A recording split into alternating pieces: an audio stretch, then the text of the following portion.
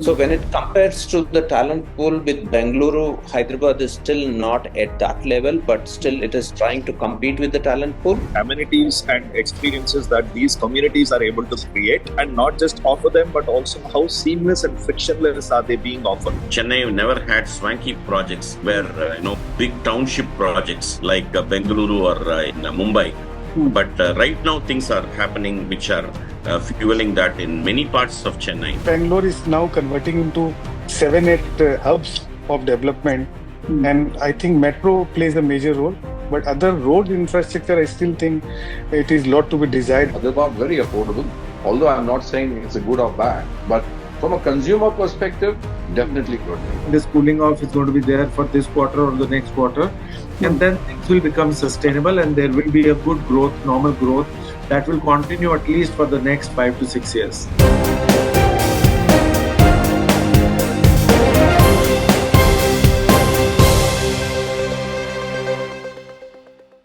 India's real estate market holds immense potential for both investors and end users. And the trinity of Bengaluru, Hyderabad, and Chennai have dominated the real estate scene in the southern peninsula. Led by IT, ITES, and e-com industry growths, the demand and supply in these cities in the residential segment have been moving northwards. Further growth has been fueled in recent times by the emergence of GCCs, the emergence of various industrial hubs in and around these cities. Magicbricks has just released its quarterly PropIndex report, which indicates that demand and pricing may be now stabilizing after quarters of unfettered growth. What does this really mean, and how should we read this data? This moderation in demand of residential market, what does it hold for end buyers as well as for investors? Though the commercial side of the business has been growing leaps and bounds, and it continues to grow. So we are going to focus on the residential segment today, and we're going to decode what is going to happen in these three markets and what should you do as a buyer, whether as an investor or an end user of a residential property in these three markets. To discuss this, we have got an extremely esteemed panel of guests today. Namaskar, I'm Prasun Kumar, and welcome to this new episode of the Property Show. In the panel today, we have got Mr. Alok Banerjee, who is CEO and Director of Zuari Infraworld India Limited, Hyderabad. Developer needs no introduction. Mr. Pawan Agarwal, who is MD of Inclusive, which is a leading real estate consulting firm. We have got Mr. Krishna Kotagari, who is Director of Navanami, based out of Bengaluru and Hyderabad, and this company is a well-known developer. Mr. Ritesh Mastipuram, who is Founder and Managing Director of Ridhara Group. He is a successful entrepreneur in the wellness, real estate, and semiconductor industries. We have got Mr. Ashwinder Singh, who is Co-Chairman CII Real Estate Committee and Vice Chairman of the BCD Group. He is best-selling author, speaker, well-known real estate leader, and BCD Group is also well-known in construction, development, engineering, and consultancy areas. And we have Mr. S. Ramakrishnan, who is Director of Harmony Residentials Private Limited, Chennai, and they are well-known developers and innovators of elite residential architecture. So we have got an elite panel, and we'll be discussing and trying to find some insights around the residential market of Bengaluru, Hyderabad, and Chennai. But as we always do, let's start with some interesting statistics. Number one, Chennai has witnessed 3% quarter-on-quarter increase in demand, coupled with 6% contraction in supply, leading to about 2% increase in price appreciation. That's Chennai's story. Bengaluru has 3% demand increase, supply is almost stagnant, and prices have moved up by almost around 5% on Q&Q basis. Similarly, in Hyderabad, there has been about 7% increase in demand, supply up by 4%, and prices up by 2% on Q&Q basis. So this is the story that is emerging for these three markets out of the PropIndex report. Under construction prices have seen or have risen more sharply than ready to move property prices in all the three markets. And that's an interesting development. While Chennai under construction supply has kind of stagnated, But the other two markets, which is Bengaluru and Hyderabad, they have seen growth in supply there. In fact, some pockets of Bangalore has seen more than 100% growth in supply of under construction property over the last few quarters. There has been huge growth led by GCCs, data centers, and e-commerce space, and this is one of the primary triggers of demand at this point of time. And both demand and supply sides have been dominated by larger sizes, which are 3 BHK and more in these three markets. So some of these phenomena, some of these statistics we'll understand better. Let's start with all our panelists. What's really driving the real estate growth in these three markets? What are the key factors, according to you, which are driving this growth over a period of time? Because we have seen sustained growth over last 6 to 8 quarters. And while the growth may be muting now, but still growing market. And that stability is a welcome sign. So, let's start with Alok. What do you think has been driving the growth in these three markets? The primary reason would be availability of talent. There's a huge talent pool available, thanks to the number of engineering colleges and and the IT sector specialized courses. And besides that, this talent is also attracting large companies to come and invest into these three cities to set up their GCCs, their data centers, their expand their IT presence. And with this happening, automatically the population growth, which is taking place, requires a makan, requires a house, and therefore we see a very good demand coming in all the time. So it's there's none of the three markets are speculative. It is pure demand driven, and therefore you also have very mature developers in these three cities. So, Ashwinder, I wanted to go to you about some of these drivers of demand, apart from the obvious cohort that exists of IT professionals and the industries that have driven these markets. Do you think because these three cities also have enjoyed better infrastructure traditionally, right? Better connectivity and traditionally better roads and everything else. Do you think some of those things also played a role over a period of time? Thank you so much. I think, you have to understand that the overall residential sector in the last 3 years has done very well. The demand has been very aggressive. If I look at, you're talking about the quarter, but if I have to give you a perspective, in the last 2 years, all these three markets have gone up by anything between 25 to 40%.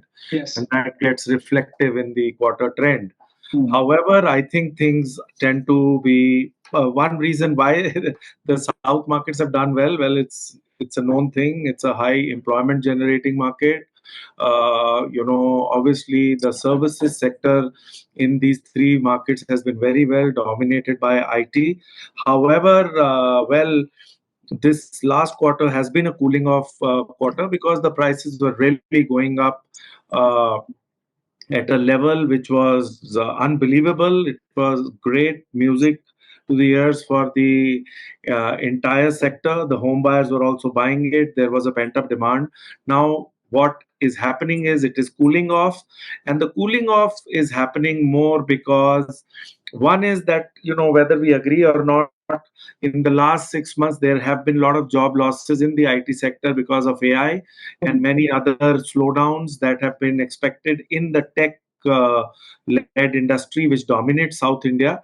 However, the jobs are being taken away. They will get replaced. They will get shifted because the skill set is shifting, is generally at the entry level.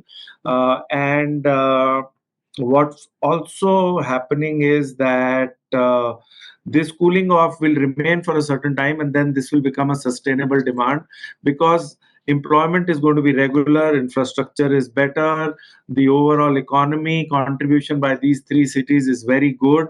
It is the education, the literacy of these three cities is one of the reasons why South India has done so well and why so many multinationals have come here, because the availability of talent, as one of my esteemed panelists was saying, is available. Okay, so you spoke about infrastructure as a growth driver.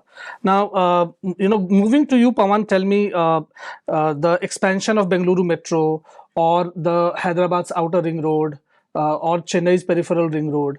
All of this, how much of the growth is happening because of development of all these new infrastructural initiatives around these new infrastructural hubs and initiatives? And will these developments be the new catalyst of growth in the markets, as probably if IT slows down or some of the jobs there change their nature, basic nature? If we talk about first about the Hyderabad market, what I feel that the infrastructure growth speed is phenomenal, and even after the change of guard in terms of the road infrastructure, in terms of metro infrastructure, those things are going quite in a steady manner. But the biggest challenge in Hyderabad in this last calendar year, I am seeing, is basically that a lot of projects are not getting approved because of the change of guard, the RERA approvals, and all these are taking so much time. And because of that, we are seeing a contraction in supply also, and we are seeing a contraction in demand also. Mr. Ramakrishna, if I come to you in Chennai specifically, there had been traditional hubs of growth, but we also see a lot of supply and demand as well coming in areas in and around the peripheral ring road and so on and so forth. What are some of these drivers that you foresee will be there for Chennai residential real estate market in 2 to 3 years or beyond to come? The drivers mostly come from outside the city. About 4 or 5 years back, Chennai itself was expanded, and the metropolitan area was expanded, and other connections and other things have been given. This is one particular where the CMDA, the Chennai Metropolitan Development Authority, had expanded the region. This is one. Second is, this, at the same time, the increase in FSI also came in. That fueled the growth, that reduced the cost per square feet at that time, and it fueled the growth. Right now, I see phenomenal trends that are there. If you look at possibly drivers, metro is definitely driving it, although I would not say metro penetration in Chennai is as high as it is in Delhi or Mumbai or Bengaluru, or I'm not sure about Hyderabad. But Chennai as metro is just started out. It's in the initial phases of growth, but this itself has seen quite a bit of a growth in areas which have traditionally not been seen as residential areas, not even being considered as residential areas. Those areas have come into the picture. Let's move to Hyderabad, which has been actually the last in the pecking order and the last of the three cities to join this growth bandwagon. And let me start with you, Krishna. Hyderabad was the almost the last city to develop out of these three cities in a way. From a real estate and residential real estate point of view, but it has been catching up really fast. When do you think and how do you think Hyderabad is likely to pip Chennai and Bengaluru in terms of the growth and the both demand and supply growth of the residential real estate? So that's a good interesting point that you picked up. Hyderabad has been the last one coming into the race, and I think it has been steady. We have been doing reasonably well. The main contention is between, if you look at it, the talent pool, that the driving factors are the talent pool, the GCCs coming in, and that converting into a residential requirement. Yes. That is one. The second one is when each of these employee comes into Hyderabad to get an employment, there are 3 or 4 family members coming from a tier 2 city or the villages into the city, and huge urbanization is one more reason that Hyderabad is growing, in fact. So when it compares to the talent pool with Bengaluru, Hyderabad is still not at that level, but still it is trying to compete with the talent pool. And the most important thing, why Hyderabad has been a sweet spot for many of these GCCs is because of the pricing. Okay, the costs are comparatively less. And the infrastructure has been tremendously good, as other esteemed panelist member was talking about Hyderabad. Even after the change of the governments, that has been consistent, and there are new plans of metro expansion and the regional ring road coming into picture. The ORR always has played a major role, and now we are getting the regional ring road. Yeah. So these are the factors that are helping us a lot. So staying on in Hyderabad, because we spoke about cities becoming swankier, and part of Hyderabad looks almost like Dubai or a Manhattan now. The thing is, Ritesh, coming to you, in Hyderabad, we have seen a trend where it was a city where the demand was primarily driven by, say, a medium to small sizes, 2 BHK or less kind of sizes. But of late, for last couple of quarters, we have seen huge demand increase spike happening for larger sizes, swankier apartments with or condominiums with more facilities, more amenities built in them, and so on and so forth. Is Hyderabad turning swankier for good? I think so. I think Hyderabad historically has been blessed with good governance, where people are leadership with a long-term focus on infrastructure development, and that has that, coupled with the fact that we are blessed with unlimited FSI for a large part, has been able to sort of follow on with another interesting point, with Hyderabad being the only city in the country which has got more than 70% of its inventory only on the western side, which is probably the most unique compared to any other city, has enabled itself to sort of give a concentrated supply both for the GCCs as well as for the both for the GCCs, where there is a concentrated supply, and also because of the access to better high quality infrastructure, the land prices have been fairly affordable, and that enabled the consumers to be able to get a much higher value for the buck. If you see, even till today, I think we are blessed with much higher value for the same dollar compared to any other city comparable in the country for the consumers. And I think that and that is not only a primarily driving factor for the consumer, but also for the GCCs. I think if you look at the pure rental, that the expense that the GCC pays is probably in lower single digits compared to their overall P&L. But the fact that it is a much better value to the overall consumer is probably driving the GCC demand more than anything else. And that sort of enables the employees also to get a better value in the overall quality of living, and that enables the consumer to get a better value, and that in turn drives better loyalty for and retention factor for the GCCs. Let me come to you, Ashwinder.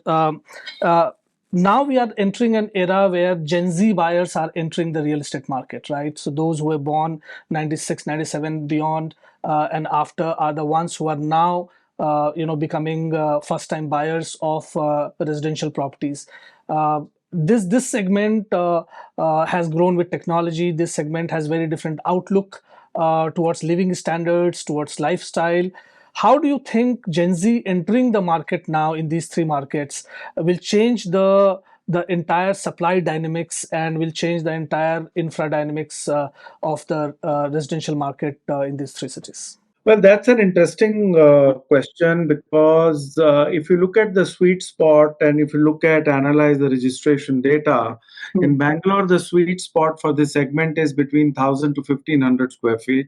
However, the moment you go to Hyderabad, the sweet spot is between 1,500 to 3,000 square feet because of the market dynamics. And that's why in India, it's, real estate is always a state subject. And it is good news for Magicbricks if they are able to do it, is that there is going to be a lot of intervention of technology and AI that is going to come in place.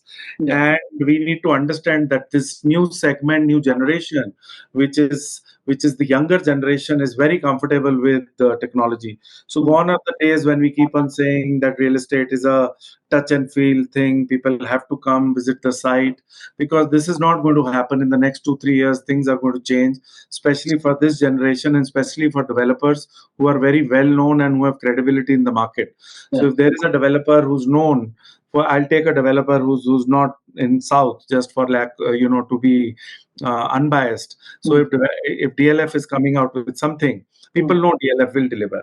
Similarly, any developer with credibility over a period of time, the integration of AI, virtual site visits, is going to become very critical.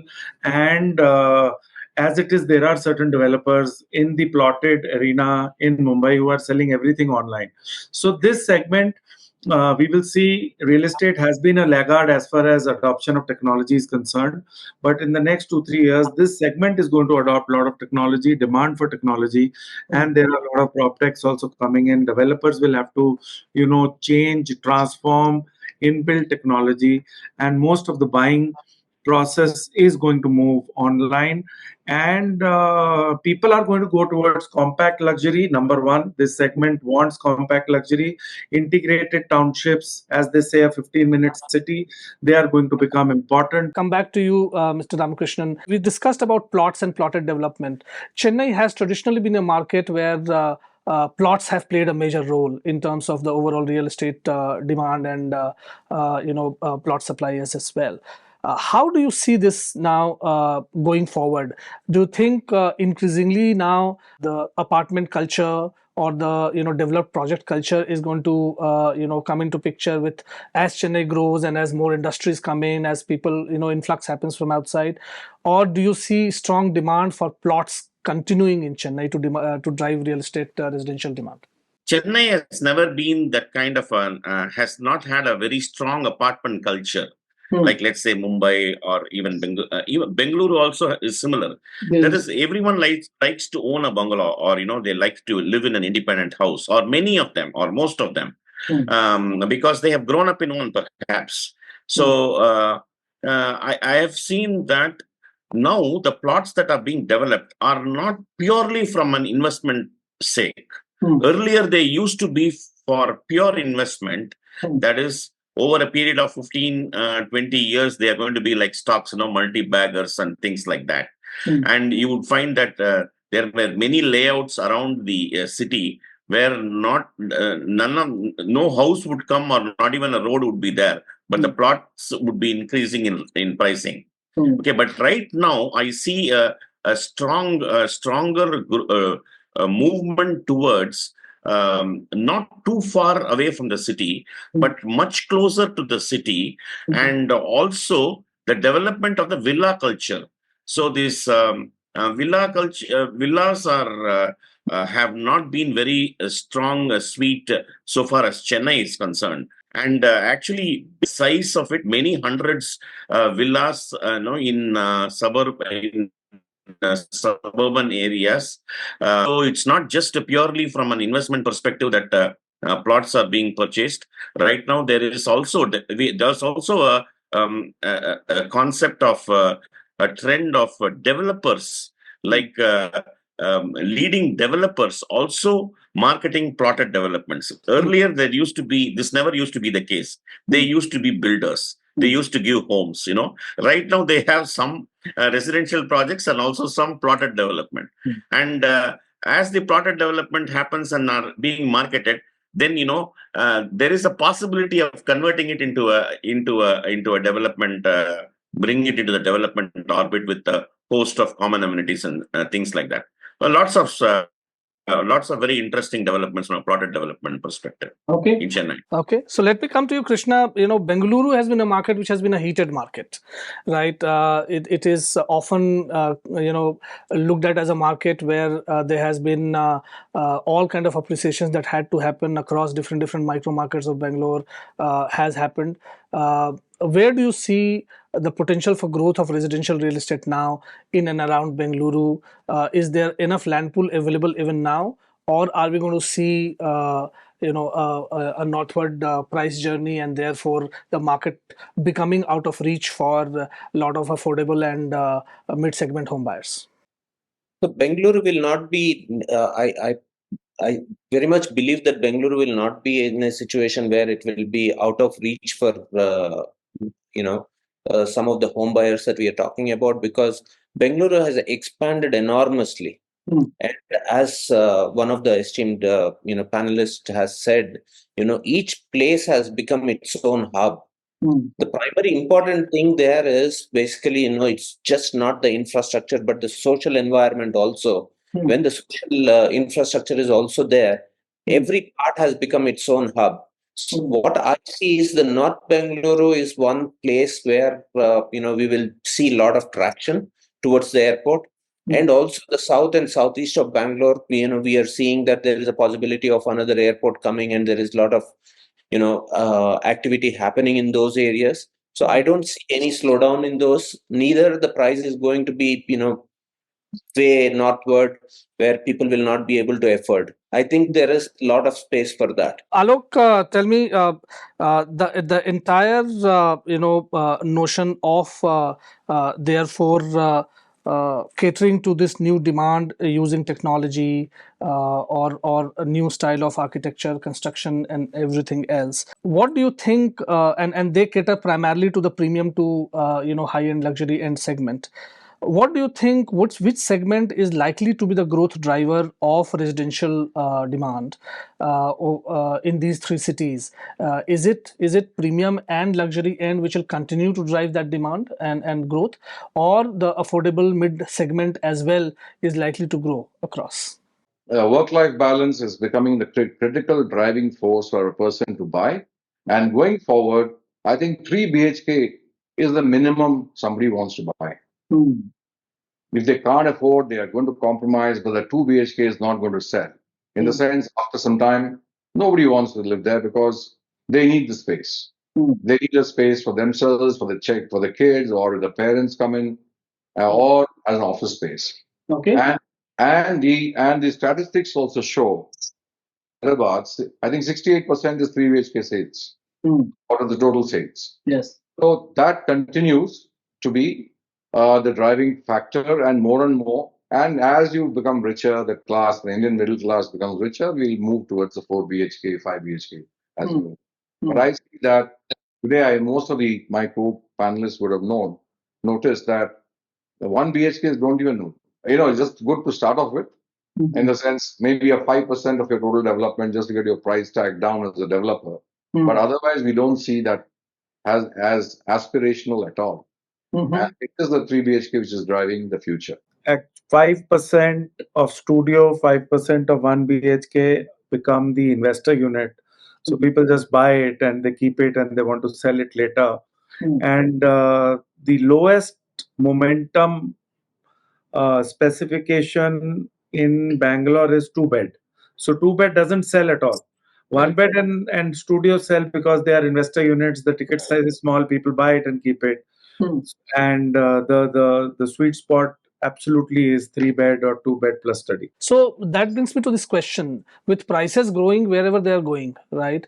And if 3 BHK becomes the minimum norm, and 3 BHK say 1250 square feet and above, kind of becomes a norm, would it mean that the cities over a period of time start becoming kind of unaffordable for the first time home buyer?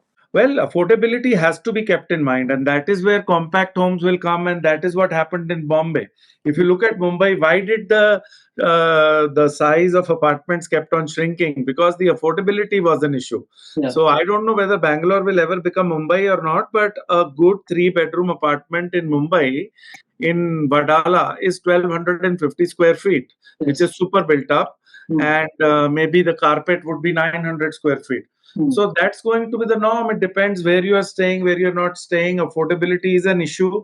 I feel prices should not go up much because it's not good for the industry. We see we developers also are responsible for the slowdown at times because we keep on increasing the price. We keep on increasing the price, thinking we will realize more, and then you reach a place where the demand completely falls. And it falls from a cliff. And after that, even if you want to give discounts, the momentum is not there. And real estate is a game of momentum. So you have to keep it, you have to stretch it beyond a point it breaks. So pricing is the core of real estate success. Whether somebody likes it or not, India is all about pricing. Obviously, design, technology, quality of construction, location is all given. sustainability important, open space is important, amenity is important, but finally India is always going to be a market where we are going to be price sensitive. Let us not assume everybody is as fortunate or lucky as this panel or the person taking our interview, because we are still a country of middle class. We have to ensure that affordability never gets compromised if we want the industry to do well, and also because we have a purpose to give homes to people. It is not just about making money. Not that developers have made a lot of money, because they've lost a lot of money in the last 10 years and then they recovered in these previous 3 years.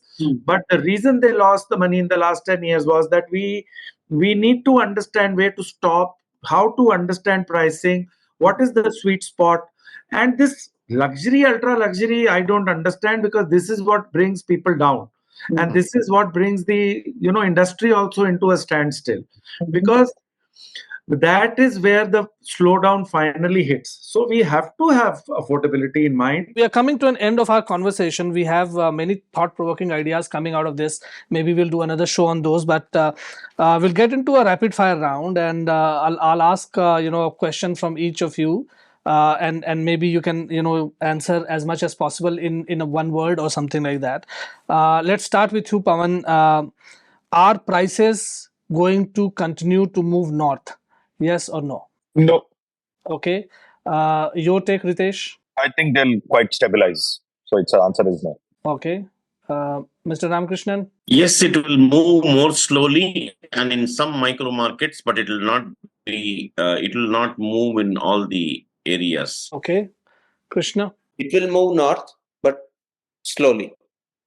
More stabilized right now. Okay. Ashwinda? See, it's a very important asset class. It is not as volatile as capital markets. We have seen what is happening in capital markets. Obviously, it is fueled by capital markets, but it is an important asset class. And even if end users keep on buying it, the supply demand dynamics will ensure the prices kind of move accordingly, because people need a home and they realize the importance of it. Okay. So the broad consensus seems to be, Alok, your perspective? Yeah, I think it'll move up, but slowly. Okay, so the broad consensus is either it will stabilize or moves a little slow. So that's one. Which city is going to lead out of these three cities? Which city is going to lead the residential demand and supply over next 5 years? Let's start with you, Alok. You have to name one city. Yeah, tough one. I think it's Bangalore. Bangalore. Okay, Krishna. Bangalore. Okay, Mr. Ramakrishnan. Don't say Bengaluru. Okay. Bengaluru. All right, Ritesh. I would say Hyderabad, because probably from a GCC market demand driver standpoint, Hyderabad probably gives the biggest value for everybody in the entire value chain compared to anyone else. So Hyderabad will probably be the biggest driver. Okay, Ashwinder. I think both Bangalore, Hyderabad will be side by side. I don't think in next 5 years both will be moving pretty together. Okay. Yeah. And Pawan. Outrightly Bangalore. Bangalore. Okay, so it's Bangalore is the clear winner over there. Which feature do you think, either technology led or non-technology design led, architecture led, which feature do you think is likely to be most dominant when it comes to planning a project? And so for example, all of you have said clearly that 3 BHK plus is the real norm now going forward, and 2 BHK probably will be out of demand, and 1 BHK and below is investor is for investments. But aside to that, which could be a dominant feature which can really drive growth in the segment? Let's start with you, Ritesh. Any specific feature that you think that is going to drive this? I think wellness will be a very, very important integrator, because post-COVID people have realized that it's an integral part of our life and lifestyle. So I think anything and everything related to wellness and how seamlessly it integrates into the entire community would probably be the primary driving factor. Okay, Krishna? I echo with Ritesh. Actually, lifestyle and wellness are becoming a big thing for many of the buyers now. Okay. Pawan? So I feel that when you said about that Gen Z is becoming our new bias, and even I feel that environment and sustainability will play a major role in time to come. Because these are the generation, these are the people who don't see only the lifestyle.